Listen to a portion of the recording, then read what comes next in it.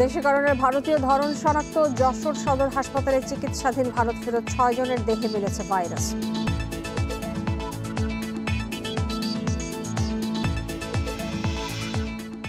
দেশে করোনায় আরও 45 জনের মৃত্যুতে মোট প্রাণহানি 11,878। 24 ঘন্টায় নতুন শনাক্ত 1,285 জন।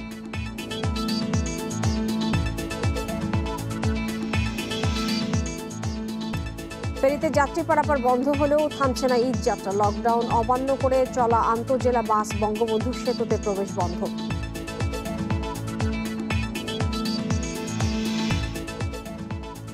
এবং খালেদা জিয়ার বিদেশ যাওয়ার আবেদন নিয়ে আইন মন্ত্রণালয়ের মতামত কাল। বিএনপি চেয়ারপারসনের শারীরিক অবস্থার কিছুটা উন্নতি।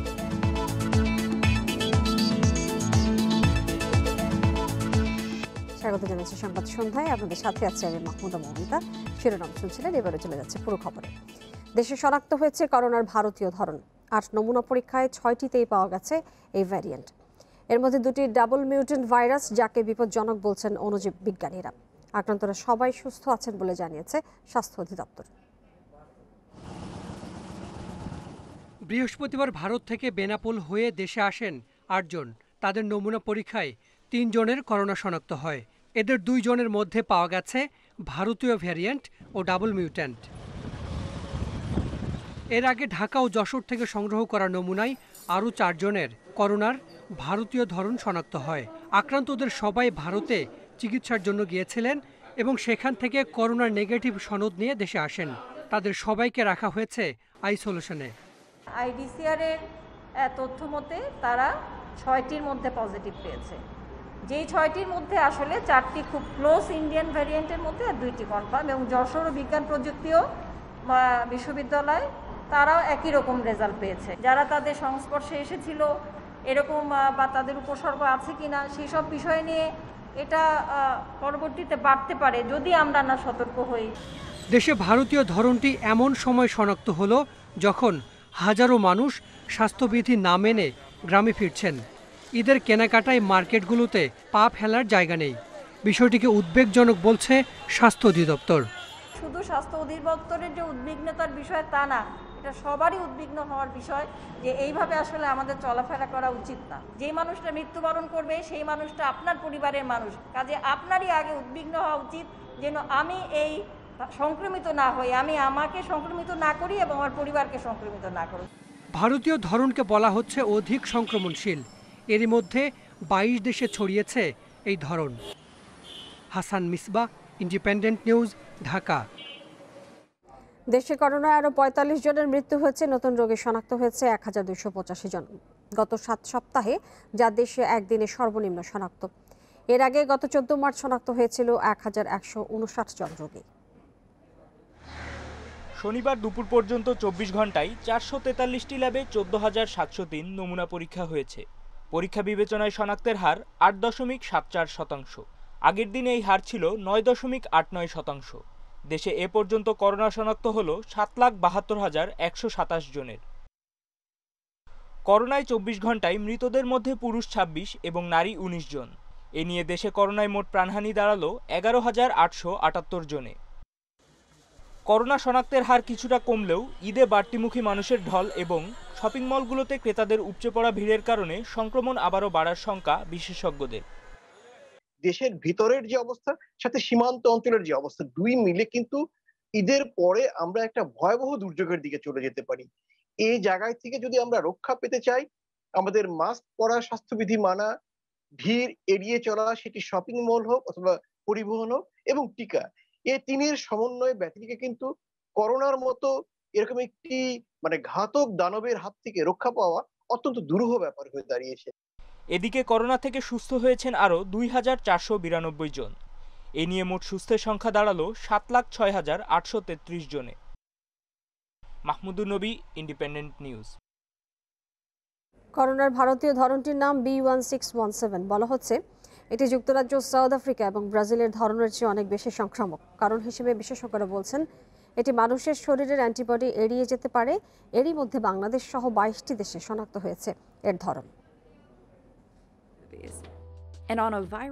মিউটেশন ঘটিয়ে রূপ বদল করা যে কোনো ভাইরাসেরই বৈশিষ্ট্য।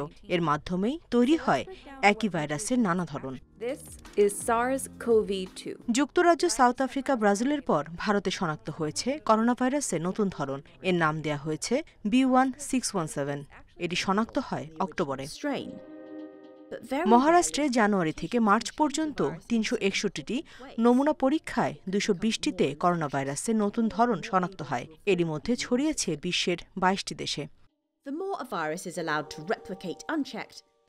যুক্তরাষ্ট্রের লুইজিয়ানা স্টেট বিশ্ববিদ্যালয়ের ভাইরোলজিস্ট জেরেমি কামেল জানান, ভারতীয় ধরনটি ইমিউন সিস্টেমের অ্যান্টিবডি খুব কৌশলে এড়িয়ে যেতে পারে। এর সাথে একমত পোষণ করেছেন আরও অনেক গবেষক। তবে ভাইরাসটি কত দ্রুত ছড়ায় তা সুনির্দিষ্ট প্রমাণ এখনও মেলেনি। গবেষকরা বলছেন, এটি নিশ্চিত হতে যতটা নমুনা পরীক্ষা হওয়া প্রয়োজন, ভারতে এখনও তা হয়নি। বারবার ধরন বদল করায় করোনার টিকার কার্যকারিতা নিয়েও সংশয় দেখা দিয়েছে। তবে বিজ্ঞানীরা মনে করেন, এরই মধ্যে যেসব টিকা আবিষ্কার হয়েছে করোনার নতুন ধরন মোকাবিলায় তা যথেষ্ট কার্যকর। Nusrat Serin, independent news. দূরপাল্লার বাস বন্ধ, এবার পাটুরিয়া এবং শিমুলিয়ায় ফেরিতে যাত্রী পারাপার বন্ধ করেও থামছে না মানুষের ঈদ যাত্রা। গ্রামের বাড়ির উদ্দেশ্যে রাজধানী ছাড়ছে হাজারো মানুষ। বাংলাদেশ অভ্যন্তরীণ নৌ পরিবহন কর্পোরেশন BIWTC জানিয়েছে, অ্যাম্বুলেন্স পারাপারের ফেরিতেই উঠে পড়ছেন যাত্রীরা। কোনোভাবেই নিয়ন্ত্রণ করা যাচ্ছে না তাদের। রাজধানীর গাবতলী বাস টার্মিনাল। এই টার্মিনাল দিয়ে দক্ষিণ পশ্চিমাঞ্চলের অন্তত ২১ জেলার মানুষ যাতায়াত করে। ব্যবহার হয় পাটুরিয়া দৌলতদিয়া নৌপথ। তবে করোনা সংক্রমণ রোধে শুক্রবার মধ্যরাত থেকে পাটুরিয়া ও শিমুলিয়ায় ফেরিতে যাত্রী পারাপার বন্ধ করে BIWTC।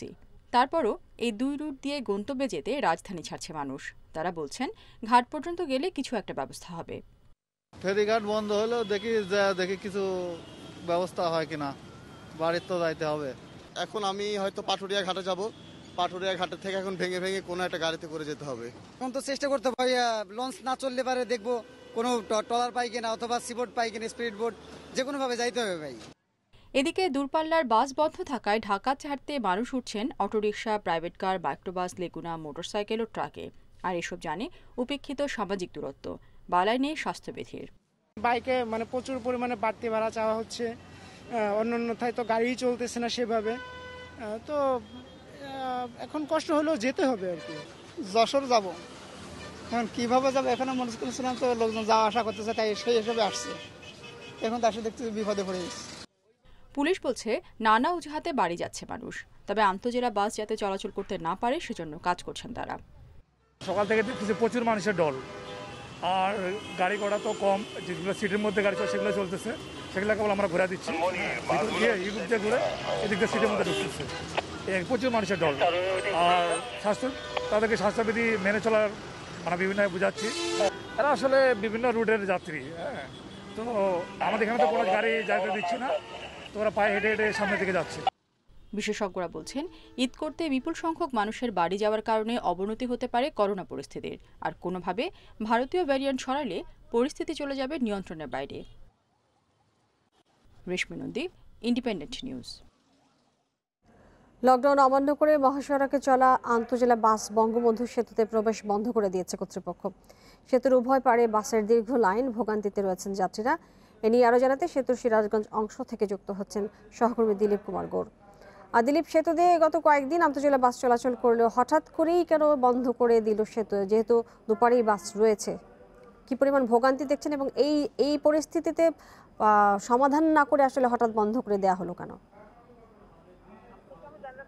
আমরা দুপুর থেকে সংবাদ দিচ্ছে সেতুর পশ্চিম পারে এবং পশ্চিম পারে কিন্তু সেতুর টোল প্লাজা বন্ধ করে দিয়েছে যাত্রীবাহী বাসের। সে কারণে কিন্তু আমরা দেখেছি যে এখানে শত শত পরিবহনের, বিশেষ করে যাত্রীবাহী পরিবহন উত্তরবঙ্গ থেকে যারা ঢাকাগামী, সেই পরিবহনগুলো এখানে পুলিশ আটকে দিয়েছিল। কিন্তু ইফতারের পরবর্তী সময় খবর আসে যে আসলে টোল প্লাজা বন্ধ নেই, পুলিশ এখানে গাড়ি বন্ধ করে দিচ্ছে। তারপরে কিন্তু শ্রমিকরা তারা তাদের বাস নেয় এবং পুলিশকে উপেক্ষা করে তারা কিন্তু যানবাহন পরিচালনা শুরু করে। এবং ইতিমধ্যে আমরা দেখেছি সকল বাস কিন্তু আসলে বঙ্গবন্ধু সেতু টোল প্লাজার দিকে চলে গেছে। এখন যদি আমি আপনাকে দেখাই যে আমি যেখানে দাঁড়িয়ে আছি, এই সড়কে কিন্তু যাত্রীবাহী বাসের অনেক যাত্রীবাহী বাস এখানে রয়েছে, পাশাপাশি গণপরিবহন রয়েছে, ট্রাক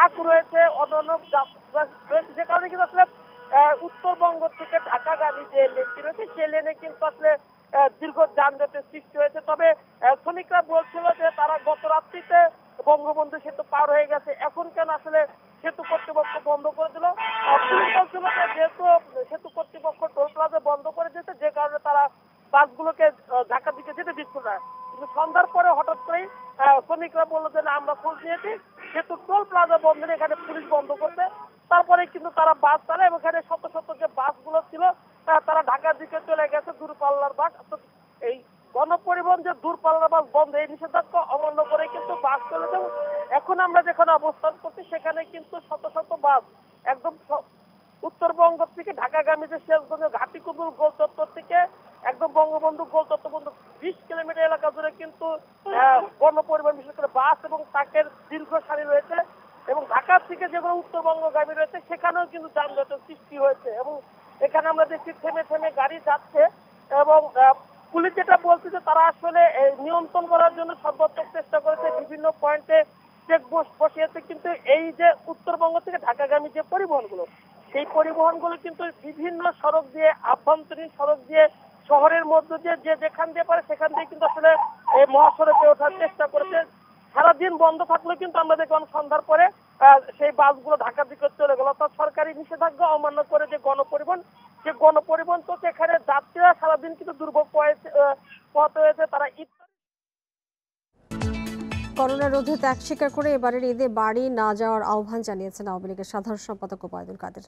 ঢাকার প্রবেশ মুখসমূহে ট্রাফিক ম্যানেজমেন্টের বিষয়টি সমন্বয় করে জনভোগান্তি লাঘবে পদক্ষেপ নেওয়ার আহ্বান জানান তিনি।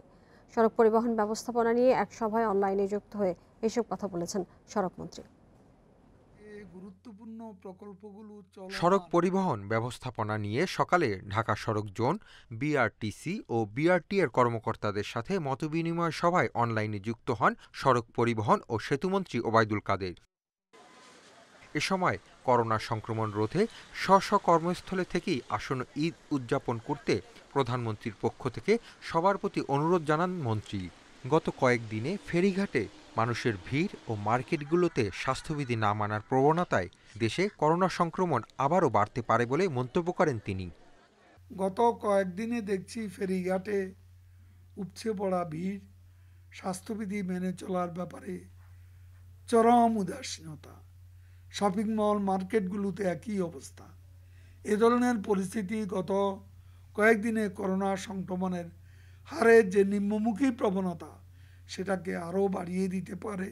একটি উৎসব, দুটি উৎসব আমরা ত্যাগ স্বীকার করলে কিছুই আসবে যাবে না। জীবন রক্ষাই এখানে জরুরি। বর্ষার আগেই রাস্তা মেরামত ও চলমান গুরুত্বপূর্ণ প্রকল্পের কাজগুলো দ্রুত শেষ করতে সংশ্লিষ্টদের নির্দেশ দেন ওবায়দুল কাদের। সেই সাথে চলমান কাজ শেষ হওয়ার আগে নতুন কোনো প্রকল্প হাতে না নেওয়ারও নির্দেশনা দেন তিনি। বিআরটিসি বাস সেবাকে আরও লাভজনক করতে সংশ্লিষ্টদের কার্যকর পদক্ষেপ নিতে বলেন মন্ত্রী।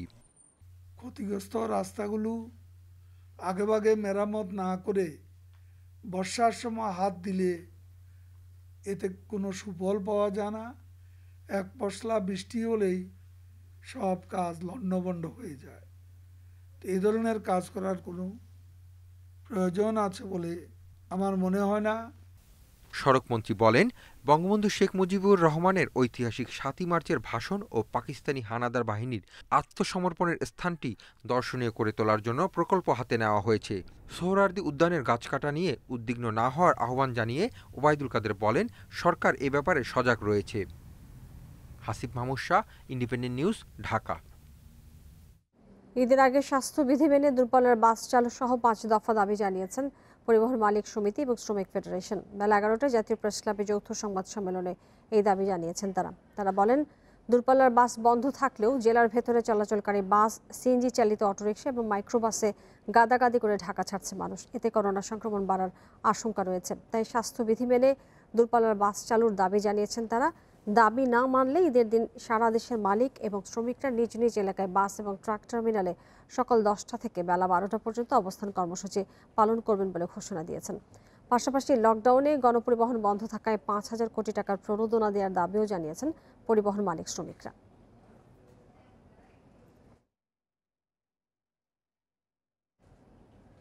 করোনা সংক্রমণের ঝুঁকি নিয়ে ঈদের কেনাকাটায় ব্যস্ত মানুষজন। রাজধানীর ফুটপাত থেকে বিপণী বিতান সব জায়গায় উপচে পড়া ভিড়। ক্রেতা বিক্রেতা কেউ স্বাস্থ্যবিধির তোয়াক্কা করছেন না। বিক্রেতারা বলছেন ভিড় বাড়লেও আশানুরূপ বিক্রি নেই। রাজধানীর মুগদার বাসিন্দা ব্যবসায়ী আনোয়ারুল পরিবার নিয়ে কেনাকাটা করতে এসেছেন নিউ মার্কেটে। করোনার ঝুঁকি থাকলেও তা মানা সম্ভব হচ্ছে না বলে জানান তিনি। আর্লিতে সকালে তখন ভিড় কমই ছিল, এখন আস্তে আস্তে ভিড় বাড়তেছে। আমাদের কেনাকাটা প্রায় শেষ চলে যাবে। সারা বছর একবারই কেনাকাটা করা হবে, তো ঝুঁকি যাবে তো ঈদের মার্কেটিং মিস করা যাবে না। ভিড় উপেক্ষা করে কেনাকাটা করতে আসা অন্যদেরও আছে নিজস্ব যুক্তি। মানুষের তো নিরুপায় হয়ে গেছে, আমরাও পারতেছি না, এই জন্য আসলাম বাচ্চাদের বছর একটা ঈদ আনন্দটাও করার জন্য, কিন্তু আসলে আল্লাহ জানে কি হয়। স্বাস্থ্যবিধি মানার কঠোর শর্তে শপিং মল দোকানপাট খুললেও কোথাও নিয়ম মানার বালাই নেই। নিউ মার্কেট এলাকায় ফুটপাতে ঈদ কেনাকাটায় যেন হারিয়ে গেছে স্বাস্থ্যবিধি। অধিকাংশ ক্রেতা বিক্রেতা স্বাস্থ্যবিধি মানছেন না। সবচেয়ে খারাপ অবস্থা ফুট ওভার ব্রিজে। ভিড় দেখে সচেতন অনেকে কেনাকাটা না করেই ফিরেও যাচ্ছেন। আইসা যেরকম সিচুয়েশনে পড়বো বুঝতেই পারি না। আমরা কি আসলে গাড়ির জ্যামে পড়ে গেছি না মানুষের জ্যামে পড়ে গেছি? মনে হচ্ছে যে আমরা মানুষের জ্যামের মধ্যে আটকে গেছি, এত করুণ অবস্থা। করোনার কোনো সেফটি নাই, আসলে বাসা থেকে বের হওয়াই ঠিক হয় না। এখন আমরা চিন্তা করতেছি বাসায় চলে যাব, কিনবো না, ঈদের পরে নিব। করোনার ভীতিকে উপেক্ষা করে ক্রেতাদের এমন ঢলেও বিক্রি কম বলে জানান ব্যবসায়ীরা। আগের চেয়ে সামান্য একটু বাড়ছে আর কি, কিন্তু রমজান উপলক্ষে না অথবা ঈদ উপলক্ষে ওইরকম বেচা কিনা কিছু হয় না। ঈদ অনুযায়ী আপনার বিক্রি হওয়ার কথা ওই রকম বিক্রি হচ্ছে না। স্বাস্থ্যবিধি উপেক্ষিত হলেও ব্যবসায়ী সমিতির পক্ষ থেকে নেই কোনো তৎপরতা। নিয়ন্ত্রণে মাঠে নেই পুলিশও। Buddhadeb Kundu, independent news, Dhaka. BNP chairperson Begum Khaleda জিয়াকে চিকিৎসার জন্য বিদেশে নেওয়ার আইনগত দিক নিয়ে আইন মন্ত্রণালয় আগামীকাল মতামত দেবে বলে জানিয়েছেন আইনমন্ত্রী আনিসুল হক। এদিকে তার স্বাস্থ্য পরীক্ষার জন্য আজ বৈঠকে বসবে মেডিকেল বোর্ড।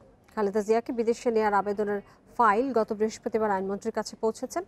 রাজধানীর এভার কেয়ার হাসপাতালের সিসিইউতে চিকিৎসাধীন খালেদা জিয়ার অবস্থার কিছুটা উন্নতি হয়েছে বলে জানিয়েছেন চিকিৎসকরা। তিনি তরল খাবার খাচ্ছেন, অক্সিজেন দিতে হচ্ছে আগের চেয়ে কম, তবে তার ডায়াবেটিস নিয়ন্ত্রণে নেই।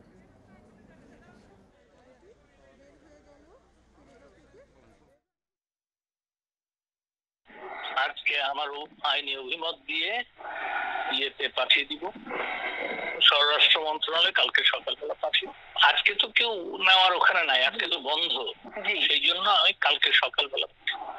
করোনা টেস্ট কিটের মূল্য 3 ভাগের 1 ভাগ হলেও পরীক্ষার ফি কমায়নি বেসরকারি ল্যাব। এখনও নেওয়া হচ্ছে 3,500 টাকা। করোনা বিষয়ক জাতীয় কারিগরি কমিটি টেস্টের মূল্য 1500 থেকে 2000 টাকা করার পরামর্শ দিল। পরীক্ষার ফি 3000 টাকা নির্ধারণের প্রস্তাব মন্ত্রণালয়ে পাঠিয়েছে স্বাস্থ্য অধিদপ্তর। দেশে প্রতিদিন গড়ে করোনা টেস্ট হয় 20,000। মোট পরীক্ষার একটি বড় অংশই শনাক্ত হয় বেসরকারি ল্যাবে। 80টি বেসরকারি ল্যাবে সাধারণ করোনা পরীক্ষা ও 34টি ল্যাবে চলে বিদেশগামীদের পরীক্ষা। গত বছরের 29 এপ্রিল বেসরকারি ল্যাবে করোনা পরীক্ষার অনুমতি দেয় স্বাস্থ্য বিভাগ। সে সময় একটি টেস্ট কিট 2800 টাকায় কিনে সরকার। আর বেসরকারি ল্যাবে করোনা পরীক্ষার ফি বেঁধে দেওয়া হয় 3,500 টাকা, অর্থাৎ খরচসহ প্রতিটি কিটে মুনাফা 700 টাকা। বর্তমানে প্রতিটি করোনা টেস্ট কিটের মূল্য 700 থেকে 800 টাকা, কিন্তু পরীক্ষা চলছে আগের দামেই। এ অবস্থায় 1,500 থেকে 2,000 টাকার মধ্যে ফি নির্ধারণের প্রস্তাব দেয় করোনা বিষয়ক জাতীয় কারিগরি কমিটি। যদি মূল্য কম হয়, মানুষের ক্রয় ক্ষমতার সুযোগ বাড়ে, তাহলে অবশ্যই মানুষের সুবিধা হবে এবং টেস্টের সংখ্যা বৃদ্ধি পাবে। এবং তাছাড়াও নীতিগতভাবেও তো এটি অন্যায় যে যা প্রয়োজন, যা সত্যিকার অর্থে দরকার নেই তার চেয়ে বেশি মূল্য নির্ধারণ করা। করোনা পরীক্ষার ফি কমাতে ল্যাব মালিকদের সঙ্গে বৈঠকে বসে স্বাস্থ্য বিভাগ।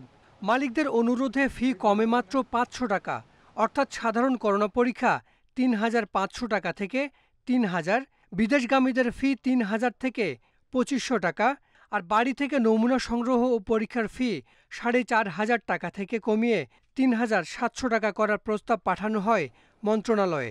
করোনা পরীক্ষার ফি 2,000 টাকার বেশি হওয়া উচিত নয় বলছে কারিগরি কমিটি। ক্লিনিক ওনার্স অ্যাসোসিয়েশন তারা মনে হয় যে মানবিক শব্দটা বাদ দিয়ে শুধুমাত্র বাণিজ্যের মধ্যেই ঢুকে যাচ্ছেন। তো এটা আসলে আমাদের জন্য খুবই দুর্ভাগ্যজনক। 2000 টাকাও যদি তারা মূল্য নির্ধারণ করতেন তাহলেও তো যে মানুষের সাশ্রয় হতো। স্বাস্থ্য মন্ত্রণালয় বলছে এ সপ্তাহের মধ্যেই বেসরকারি ল্যাবে করোনা পরীক্ষার নতুন মূল্য নির্ধারণ হবে। Hasan Misbah, independent news, Dhaka. রাজশাহী বিশ্ববিদ্যালয়ে বিদায়ী উপাচার্য তার শেষ কর্মদিবসে বিভিন্ন পদে নতুন 137 জনকে নিয়োগের ঘটনার তদন্ত শুরু করেছে শিক্ষা মন্ত্রণালয়ের 4 সদস্যের কমিটি। বেলা 11টার দিকে তদন্ত দলের আহ্বায়ক অধ্যাপক ডক্টর মোহাম্মদ আলমগীর হোসেনের নেতৃত্বে বিশ্ববিদ্যালয় ক্যাম্পাসে যান কমিটির সদস্যরা। পরে তারা ভারপ্রাপ্ত উপাচার্য অধ্যাপক আনন্দ কুমার সাহার সঙ্গে বৈঠক করেন। কমিটির আহ্বায়ক জানিয়েছেন, ঘটনার তদন্তে বিদায়ী উপাচার্য এম আব্দুস সোবহান সহ সংশ্লিষ্ট সবার সঙ্গে কথা বলেছেন তারা। এছাড়া দুর্নীতি বিরোধী শিক্ষকদেরও বক্তব্য নেওয়া হয়েছে। তদন্ত শেষে আগামী 7 কর্মদিবসের মধ্যেই কমিটি প্রতিবেদন দাখিল করবে বলেও জানিয়েছেন তিনি।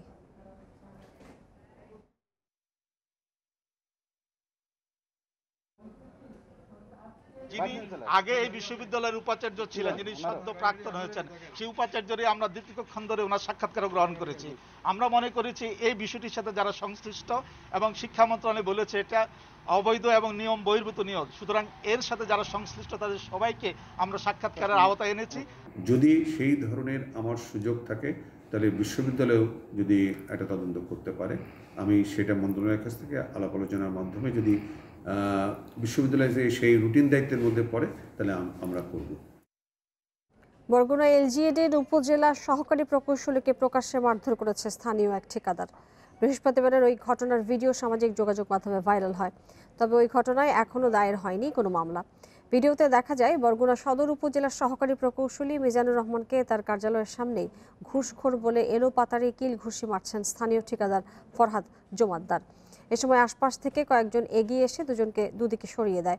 দুদিন পেরিয়ে গেলেও ভুক্তভোগীর পক্ষ থেকে কোনো মামলা দায়ের করা হয়নি।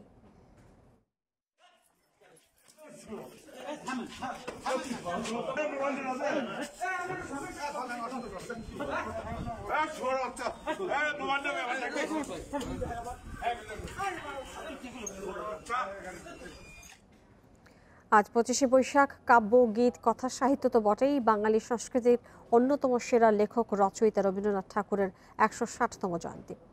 1268 বঙ্গাব্দের এই দিনে কলকাতার জোড়াসাঁকোর ঠাকুরবাড়িতে জন্ম নেন বাংলা সাহিত্যের এই প্রবাদ পুরুষ।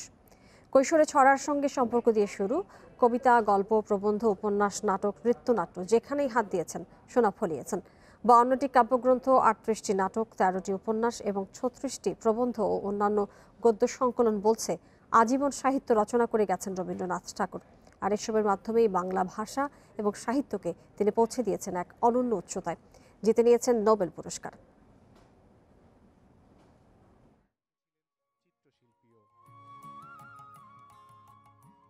ভারতে করোনায় একদিনে 4194 জনের মৃত্যুর নতুন রেকর্ড হয়েছে। এই নিয়ে সেখানে মোট প্রাণহানি ছাড়িয়েছে 2,38,000। নতুন 4 লক্ষাধিক শনাক্ত নিয়ে এ পর্যন্ত আক্রান্ত 2,18,00,000-এর বেশি। এক সপ্তাহে ভারতে করোনা আক্রান্ত হয়েছে 27,29,000-এর বেশি মানুষ, যা আগে 7 দিনের তুলনায় 7% বেশি। আর এই 7 দিনে মৃত্যু হয়েছে 26,500 জনের। আগের সপ্তাহের তুলনায় প্রাণহানি বেড়েছে 19%। করোনার বিস্তার রোধে সোমবার থেকে 2 সপ্তাহের করা লকডাউনে যাচ্ছে কর্ণাটক। সেখানে প্রতিদিন গড়ে প্রায় 50,000 রোগী শনাক্ত হওয়ায় এই সিদ্ধান্ত নেওয়া হয়েছে। 2 সপ্তাহে লকডাউন জারি হয়েছে তামিলনাড়ুতেও। ভারতে বর্তমানে করোনার চিকিৎসা নিচ্ছেন 37,23,446 জন। এই বিপুল সংখ্যক রোগীর চাপে নাজেহাল স্বাস্থ্য ব্যবস্থা। সবচেয়ে বেশি বিপাকে রয়েছে মহারাষ্ট্র। রোগী সংখ্যার দিক থেকে এরপরই অবস্থান কর্ণাটক ও কেরালার। এদিকে ভারতের গবেষকরা বলছেন করোনা ভাইরাস শুধুমাত্র ফুসফুসের ক্ষতিই করে না, রক্তও জমাট বাঁধায়। তারা বলছেন হাসপাতালে চিকিৎসাধীন রোগীদের 20 থেকে 30 ভাগের মধ্যেই এই সমস্যা দেখা যাচ্ছে। টাইপ 2 ডায়াবেটিস আক্রান্তদের মধ্যে এই প্রবণতা সবচেয়ে বেশি বলে জানিয়েছেন চিকিৎসকরা। এ কারণে অল্প সময়ের মধ্যে রোগীর মৃত্যু হচ্ছে। Nusrat Serin, independent news. এদিকে বিশ্বে করোনায় একদিনে মারা গেছে 13,726 জন। নতুন শনাক্ত 8,36,000-এর বেশি রোগী। এই নিয়ে মোট প্রাণহানি ছাড়িয়েছে 32,83,000। এ পর্যন্ত আক্রান্ত 15,75,00,000-এর বেশি। ভারতের পর বিশ্বে একদিনে দ্বিতীয় সর্বোচ্চ মৃত্যু হয়েছে ব্রাজিলে। সেখানে মারা গেছে 2,217 জন। নতুন শনাক্ত 78,337 জন। এছাড়া যুক্তরাষ্ট্রে 777 জনের মৃত্যু এবং 49,491 জন নতুন শনাক্ত হয়েছে। এদিকে করোনার দ্বিতীয় ঢেউয়ে বেসামাল ফিলিপাইনের স্বাস্থ্যসেবা ব্যবস্থা।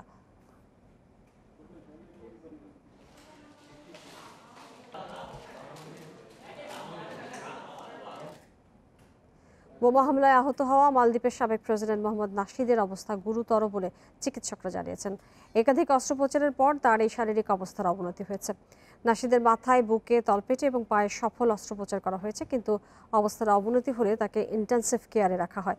হাসপাতাল থেকে জানিয়েছে শুক্রবার অস্ত্রোপচারের পর রাত 8:30টার দিকে তার ক্ষতের জন্য আবারও সার্জারি করা হয়। বৃহস্পতিবার দেশটির রাজধানী মালেতে তার বাসার সামনে এক বোমা হামলা চালানো হলে তিনি আহত হন। এই ঘটনায় এখনও কাউকে গ্রেপ্তার করা হয়নি।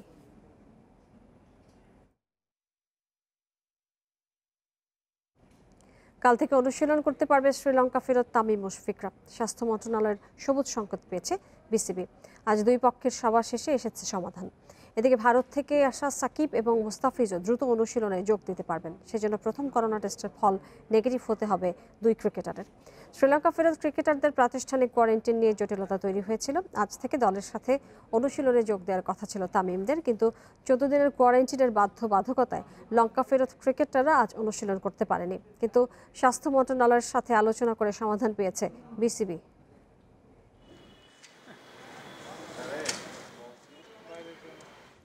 লা লিগার ট্রফি মাদ্রিদেই থাকবে নাকি কাতালুনিয়ায় ফিরবে, সেই ত্রিমুখী লড়াই এখন জমজমাট, যেখানে বার্সেলোনা আতলেতিকো ম্যাচের জন্য রোমাঞ্চ নিয়ে অপেক্ষা।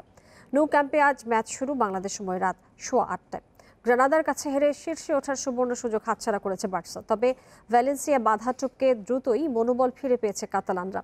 নতুন কোনো চোট সমস্যা নেই, তাই আতলেতিকোর বিরুদ্ধে পূর্ণ পয়েন্টের লক্ষ্যে খেলবে বার্সা। নিষেধাজ্ঞায় কোচ কোমেন থাকবেন না ডাগ আউটে। হেড টু হেডে বার্সার 75 জয়ের বিপরীতে আতলেতিকোর জয় 51টি।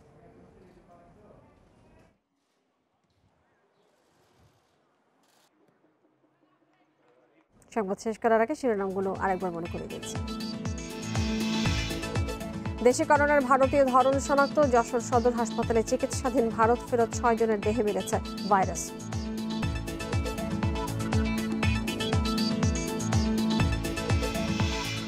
দেশে করোনায় আরও 45 জনের মৃত্যুতে মোট প্রাণহানি 11,878। 24 ঘন্টায় নতুন শনাক্ত 1,285 জন।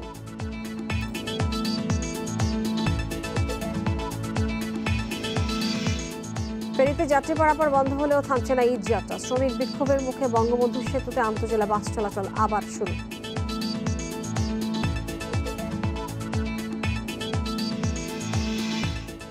এবং খালেদা জিয়ার বিদেশ যাওয়ার আবেদন নিয়ে আইন মন্ত্রণালয়ের মতামত কাল। বিএনপি চেয়ারপারসনের শারীরিক অবস্থার কিছুটা উন্নতি।